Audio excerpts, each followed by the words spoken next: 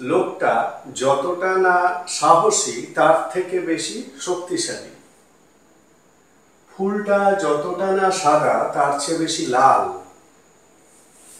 ওর কাছে যে কটা না বই আছে তার চেয়ে কম ব্যাগ আছে। আবার দেখো, আমার কাছে যতটা না রূপো আছে তার চেয়ে কম সোনা আছে। এখন দেখাবো এই ধরনের বাংলা বাক্যগুলোকে, পরিচিত বাক্যগুলোকে কিভাবে তোমরা ইংলিশে বলবে। এখানে প্রথম যে দুটো সেন্টেন্স দেখানো হয়েছে, প্রথম দুটো সেন্টেন্স একই ব্যক্তি, তাদের দুটো গুণের কথা বলা হয়েছে, দুটো গুণের মধ্যে তুলনা করা হয়েছে। ব্যক্তিটা হচ্ছে লোকটা, একজনই ব্যক্তি। এই লোকটার দুটো গুণ, সেই দুটো গুণের মধ্যে তুলনাটা করা হচ্ছে। একটা হচ্ছে সাহসিকতা এবং আরেকটা হচ্ছে শক্তি। এই দুটো কোয়ালিটির মধ্যে তুলনা করা হচ্ছে। পরেরটা, এখানে ফুলটা, এটা হলো একটা বস্তু। তার মানে একই ব্যক্তি বা একই বস্তুর দুটো গুণের মধ্যে যখন তোমরা তুলনা করবে, তখন যে সেন্টেন্সগুলো বাংলায় বলো, তখন সেন্টেন্সগুলো এরকম হয়। সেটাকেই তোমাদের ইংলিশে জানতে হবে, কিভাবে বলতে হবে। এখানে ফুলটা হলো বস্তু, এখানে গুণ হচ্ছে একটা সাদা আর একটা হচ্ছে লাল। এই দুটো গুণের মধ্যে তুলনা করা হচ্ছে। পরের যে দুটো এক্সাম্পলের মধ্যে পরিমাণ এবং সংখ্যা, পরিমাণ এবং সংখ্যা দুটো নাউনের মধ্যে তুলনা করা হচ্ছে। সেটা এখানে বই আর ব্যাগ, এই দুটো নাউনের মধ্যে সংখ্যা তুলনা করা হচ্ছে। আর এখানে রূপো আর সোনা, এদের পরিমাণের তুলনা করা হচ্ছে। ঠিক আছে? তো এই সেন্টেন্সগুলোকে আমি দেখাবো কিভাবে তোমরা ইংলিশে বলবে। প্রথমে দেখে নাও যে সেন্টেন্স স্ট্রাকচারটা। প্রথম এই দুটো সেন্টেন্সের জন্য, প্রথম যে দুটো সেন্টেন্স, এখানে কি বললাম না, দুটো গুণের মধ্যে তুলনা করা হয়েছে। তাহলে দুটো গুণের মধ্যে যখন তুলনা করবে এবং যখন সাবজেক্ট একটাই, মানে একটাই বস্তু বা একটাই ব্যক্তি, তার যদি দুটো গুণের মধ্যে তুলনা করো, তাহলে সেন্টেন্সটা হবে প্রথমে সাবজেক্ট, তারপরে ভার্ব, তারপরে মোর। এগুলো কিন্তু স্পেসিফিক, মানে নির্দিষ্ট, এগুলোই বসাতে হবে, এর বাইরে অন্যভাবে কিন্তু বসাতে পারবে না। সাবজেক্ট, ভার্ব, মোর প্লাস অ্যাডজেক্টিভ প্লাস দেন প্লাস অ্যাডজেক্টিভ। এই অ্যাডজেক্টিভটা কিন্তু পজিটিভ ডিগ্রিতে যেটা থাকবে সেইটাই। ঠিক আছে? এখানে পজিটিভটা লিখলাম, এটা হচ্ছে এই অ্যাডজেক্টিভটার মাত্রা, মানে পজিটিভ ডিগ্রিতে এই অ্যাডজেক্টিভটাকে লিখতে হবে। তাহলে প্রথম দুটো সেন্টেন্সের জন্য সেন্টেন্স স্ট্রাকচারটা হচ্ছে এইটা, সাবজেক্ট, ভার্ব, মোর, অ্যাডজেক্টিভ, দেন অ্যাডজেক্টিভ। পরের যে দুটো সেন্টেন্স, সেখানে প্রথমে সাবজেক্ট বসবে, তারপরে ভার্ব, তারপরে যদি সংখ্যার মধ্যে তুলনা করো, দুটো নাউনের সংখ্যার মধ্যে যদি তুলনা করো, তাহলে ফিউয়ার কথাটা ইউজ করো। ফিউয়ার প্লাস নাউন প্লাস দেন প্লাস নাউন। ঠিক আছে?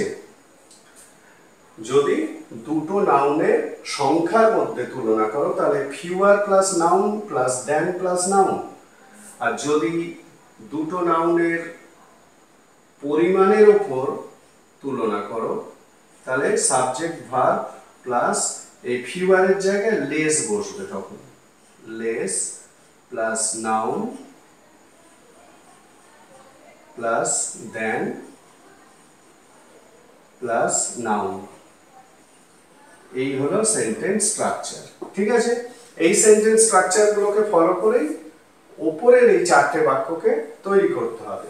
এখানে প্রথম দুটো বাক্য কি বললাম, একই ব্যক্তি বা বস্তুর দুটো গুণের মধ্যে তুলনা, আর পরের দুটো একটা হচ্ছে সংখ্যা, দুটো নাউনের সংখ্যার মধ্যে তুলনা, আর একটা হচ্ছে দুটো নাউনের পরিমাণের মধ্যে তুলনা। তাহলে প্রথম দুটো বাক্য করে দেখাই, লোকটা যতটা না সাহসী তার চেয়ে বেশি শক্তিশালী। তাহলে লোকটা মানে দি ম্যান, লোকটা হলো দি ম্যান। এবার দেখো তার চেয়ে বেশি শক্তিশালী, এই অংশটাকে আগে লিখবে, তার চেয়ে বেশি শক্তিশালী। এটাকে ইংলিশে কি বলতে হবে, এই স্ট্রাকচার অনুযায়ী সাবজেক্ট ভার্ব, দ্য ম্যান, এখানে ইজ বসবে, লোকটা হয়, দ্য ম্যান ইজ, তারপরে কি বসবে, কি লিখেছি, মোর, তাহলে দ্য ম্যান ইজ মোর। মোর কি অ্যাডজেক্টিভ, কোন অ্যাডজেক্টিভ, না এই যে বেশি শক্তিশালী, তাহলে the man is more strong, the man is more strong then, তারপরে আবার আরেকটা অ্যাডজেক্টিভ, এখানে কি আছে অ্যাডজেক্টিভটা, সাহসী, মোর স্ট্রং দেন ব্রেভ। বোঝা গেল? তাহলে the man is more strong than brave, the man is more strong than brave। এই স্ট্রাকচার কিন্তু স্পেসিফিক, এটা আমি আগেও বলেছি। এখানে কিন্তু কখনোই এই স্ট্রঙ্গার এইভাবে লেখা যাবে না, এইটা কিন্তু রুলটা স্পেসিফিক। তার মানে তুমি কখনোই বলতে পারবে না the man is stronger than brave বা ব্রেভার, এরকম বলা যাবে না। সেন্টেন্সটাকে এই কায়দায় কিন্তু বলতে হবে, সাবজেক্ট ভার্ব মোর অ্যাডজেক্টিভ দ্যান অ্যাডজেক্টিভ। সেই কারণেই সেন্টেন্সটা হলো the man is more strong than brave. ঠিক আছে? পরেরটা, ফুলটা যতটা না সাদা তার চেয়ে বেশি লাল। ফুলটা মানে দি ফ্লাওয়ার হয়, ইজ, ফুলটা হয়, এবারে তার চেয়ে বেশি লাল মানে মোর রেড, মোর রেড। এখানে কিন্তু কখনোই রেডার এভাবে লেখা যাবে না, the flower is more red than white, মানে যতটা না সাদা তার চেয়ে বেশি লাল। তাহলে the flower is more red than white, ফুলটা যতটা না সাদা তার চেয়ে বেশি লাল। ঠিক আছে? পরেরটা, পরের দুটো কি আছে, ওর কাছে যে কটা না বই আছে তার চেয়ে বেশি কম ব্যাগ আছে। এখানে দেখো ওর আছে হি হ্যাজ, ওর আছে হি হ্যাজ। এবারে এই সেন্টেন্সটা এই 2 নম্বর স্ট্রাকচার অনুযায়ী হবে, সাবজেক্ট ভার্ব ফিউয়ার নাউন দেন আবার নাউন। তাহলে হি হ্যাজ সাবজেক্ট ভার্ব বসে গেল, তারপরে কি বসবে, ফিউয়ার, হি হ্যাজ ফিউয়ার। এবার নাউন বসবে, নাউন বলতে এখানে তার চেয়ে কম bag, he has fewer bags, he has fewer bags then books. ঠিক আছে? He has fewer bags then book, বাংলাটা কি দাঁড়াচ্ছে, তার ওর কাছে যে কটা না বই আছে তার চেয়ে কম ব্যাগ আছে, he has fewer bags then বুক। পরেরটা, আমার কাছে যতটা না রূপো আছে তার চেয়ে কম সোনা আছে। তাহলে আমার আছে আই হ্যাভ, তার চেয়ে কম সোনা আছে I have less gold, I have less gold than silver. তাহলে কি দাঁড়ালো, I have less gold than silver, আমার কাছে যতটা না রূপো আছে তার চেয়ে কম সোনা আছে।